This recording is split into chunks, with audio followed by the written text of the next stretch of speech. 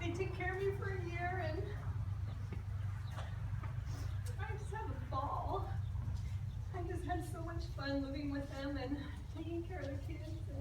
And my absolute favorite story, though, was when Alan would tell how he met Mundy.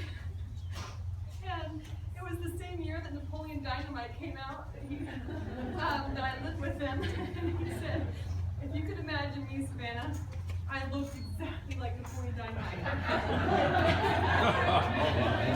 And I was like, no way. How did you get Mundy?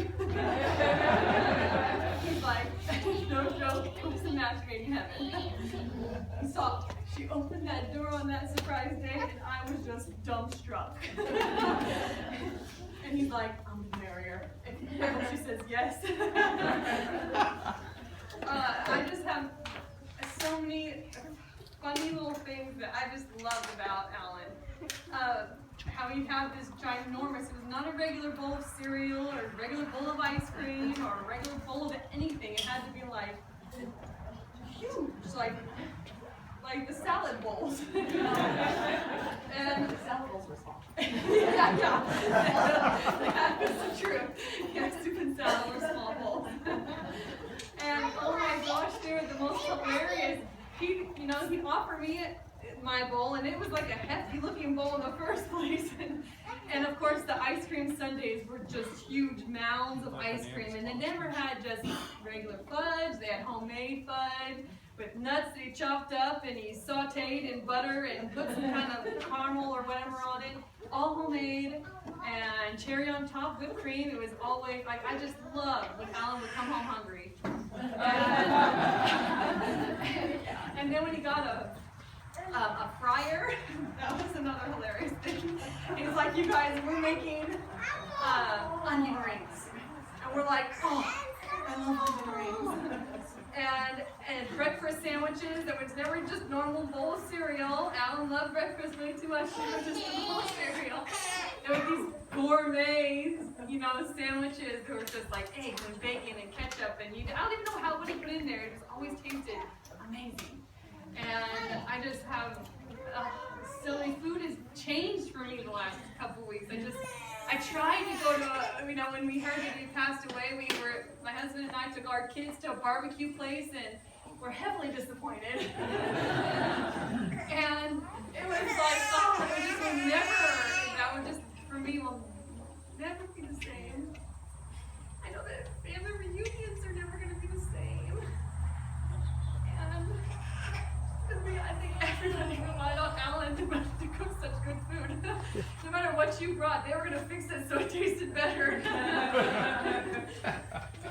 And then I'm going to tell us another story that Alan would always, that just captured Alan very well, was when he told me when Eden was born, that, this is so silly but so cute.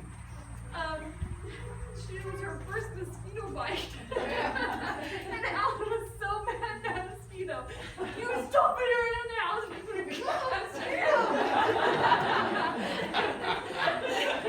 And that's totally how Alan was with the kids too. It was so funny to me. I think to the day when he was telling us the story, he was still mad at that mosquito for biting Eden. Oh, he was just so funny. I remember with his white truck, he didn't want to take the trash can all the way up Keller Court either, so he'd hike it on the back of it, and he'd always know Alan's coming home. Yes. I was like, how did he get up there in the first place? I thought for sure the trash would be all over the street. Oh my goodness, there are so many funny memories. Like, during the funeral, I sat behind one of the brothers, I think it was Stephen. And oh my gosh, I said, Mom, I've got a front row of Alan's head. It looked exactly like Alan. It was really awesome to see. And I have so many amazing memories of Alan, and I love my uncle so dearly. And I remember one time, this last story. I didn't have a car when I was up there, and Alan just came up with the car for me. And he's like, Savannah, I even washed it. I even put new seat covers and little foot pads in it for you. And he just was always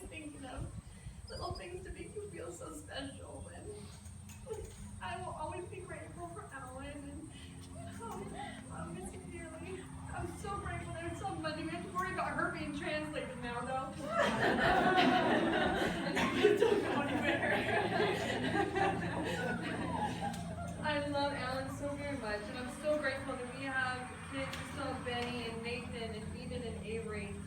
You guys, the boys look exactly like their daddy. I'm so glad. And oh man, I know that he loves you guys so much. And it was just the sweetest thing to see that. I'm grateful for Alan and everything that he's done for me. He's done so much. And anyway, those are some funny stories. I was hoping to tell eventually. And then I asked my brother, he's in Italy right now, stationed in the army, and he wanted me to tell, he wrote me this ginormous column of stories for Alan. One of the stories that I thought were so funny is that it was in their first Rockland house, the two-story one. We had gone over there, I think one of the kids had just been sick. It was Eden or something, she threw up all over the room.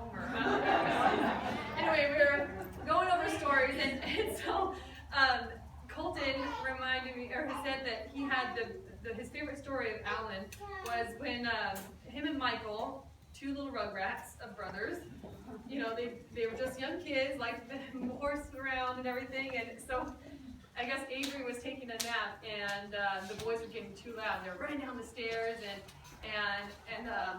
anyway, they got down the stairs, and then they hear Alan coming down the stairs, and he's like, I feared what Alan would do. You know, we knew the kid was napping, and we knew we were going to be in big trouble. And he came down, and he just grabbed the two boys, and he held them like this. Cole's like, I thought I was just going to die. I didn't know what to say. I didn't say sorry, because I wasn't so sorry. And, you know, and I knew that he knew that we were going to get in trouble. We were trying to break stuff or something. And then Alan just sat there and hugged them and held them and just didn't say anything. He's like, I actually felt more love in that moment from Alan. I didn't feel like I was in trouble or anything. And anyway, he said a very good description of Alan too. And he said, you know, among the world just full of pigeons, Alan was an eagle. And I thought that was very correct, actually. I love how Alan is, and he's set a good example for all of us too. And